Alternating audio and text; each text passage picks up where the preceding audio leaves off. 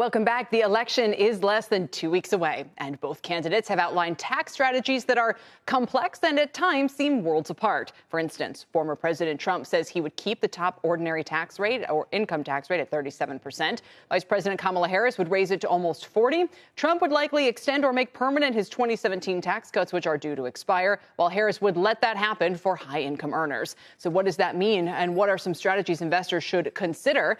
We turn for that to discuss. Sam Petrucci is head of trust company at Neuberger Berman Private Wealth. And so with us is Ron Kruszewski. He is the Stifel CEO. It is great to have you both here. And Sam, I'm not sure whether we should be debating what they hope to do or talking about whether they will actually be forced either way to let these expire because of the deficit situation that we find ourselves in. Look, one thing is really clear. This election could go either way. And there's a lot at stake. There's a lot of money to win, make or lose. And whenever you look at President Trump, he would like to double down on the tax cuts that he passed back in 2017, whereas current Vice President Kamala Harris would like to increase taxes both on the wealthy and on corporations. Mm-hmm. What we're telling clients is that they have to plan for three possible outcomes. Number one is a full Republican sweep, in which case taxes will likely remain low. Number two is divided government, and unless you have bipartisan agreement, taxes will go up at the end of 2025, beginning in 2026. And then a Democratic sweep, in which case taxes will likely increase, at least for the wealthy and for corporations. And you could actually see a whole host of new taxes, such as a billionaire's tax. Sure. Ron, how are you thinking about this? And again, I wonder how much the deficit constrains policymaking that would otherwise happen if they're forced. I don't know whether that's through markets or not. Maybe, as Rich Bernstein said last hour, GDP is strong enough. You don't have to worry about these things. You can keep the tax cuts in place even in a GOP sweep. But it sounds like it's possible. Paul Tudor Jones talked about this, Gary Cohn, earlier this week, that we would have to revert to the 2017 state of affairs. Well, that's very possible, absent a Republican sweep, although I think there would be a compromise. I don't think that the Democrats want to raise taxes on everyone. So the real question about both parties that I find interesting is that at the fringes and on the populace, they're very similar, okay, in terms of some of the ways. They're just redistributing the money differently, but no one's talking about the deficit. That's what bothers me. No one even talks about it. It's either we'll cut taxes, but to put it somewhere. It's not to do this, or we're going to raise taxes, but then we're going to spend it. We're going to give you $25,000, or we're going to give you this. We're going to cut debt. Both candidates have inflationary policies, and that's what I think we need to focus on a little bit.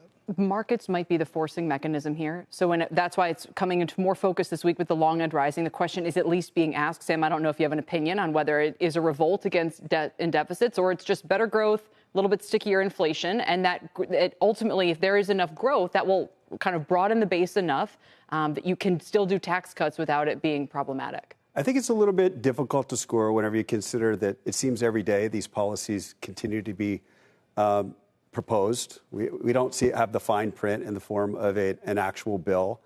According to one estimate by the Tax Foundation, Trump's tax cuts could cost roughly $3 trillion over the next decade, whereas Harris's plans to increase taxes on wealthy and the corporations could result in $1.5 trillion added in terms of revenue to the government over a decade.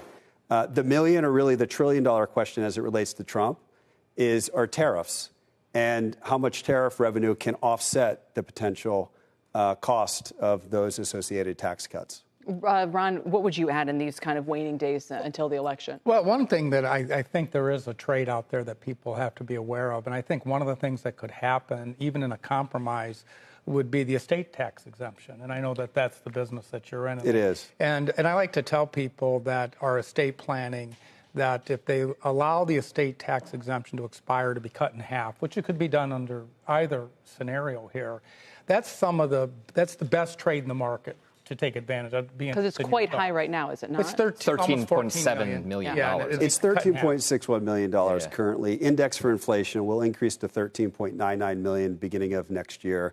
And then at the end of 2025, it will revert to prior levels, roughly $7 million. So one of the things that we're talking to all of our clients about right now is to use that exemption or potentially lose it. And so we have plenty of clients that are making gifts to trusts which benefit their children, also their spouses. This is commonly known as a SLAT, that's short for a spousal lifetime access trust, whereby you can make a completed gift for gift tax purposes, but indirectly access it if you need it down the line, because a trustee can make a distribution to the beneficiary spouse. It is the easiest, simplest trade in the market. That's what I would say. Thank you. Look, it is. An area we don't usually talk about either. No, it isn't. Thank you, Sam. We appreciate it. Sam Petrucci.